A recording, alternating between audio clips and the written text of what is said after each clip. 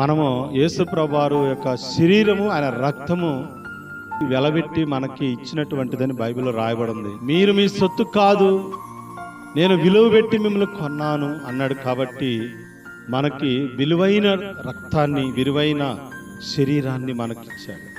యేసు ప్రభువారి శరీరము కోటేశ్వరుడు కూడా తినలేడు.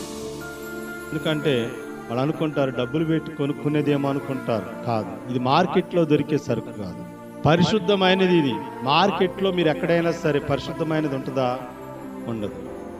కల్మషమైనవి అన్ని డూప్లికేట్.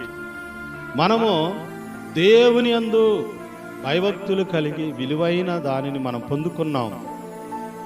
విలువైన ఆయన శరీరము, ఆయన రక్తము. గారడి సీమోను పేతురు గారిని ఏమన్నాడో తెలుసా? మీరు ఇవన్నీ మీకు ఎలా వచ్చినాయి? నేను డబ్బులు ఇస్తాను, నాకు ఇస్తారా అని. పేతురు గారు యేసు ప్రభుని నమ్మి యేసు ప్రభుని చేర్చుకొని అద్భుతాలు చేస్తుంటే, ఇవన్నీ మీకు ఎక్కడ వచ్చినాయి, ఎలా వచ్చినాయి, ఇవన్నీ మాకు ఇస్తారా, నేను డబ్బులు ఇస్తాం అన్నాడు. పేతురు ఏమన్నాడంటే, డబ్బులు పెట్టి కొనుక్కునేది కాదయ్యా, అలాంటి సైతాను మనసు తీసేసుకొని మోకరించి ప్రార్థించి దేవుని నమ్ము, చేర్చుకో. దేవుని చేర్చుకోవటం వల్ల నీకు ఇవన్నీ ఇవ్వబడతాయి.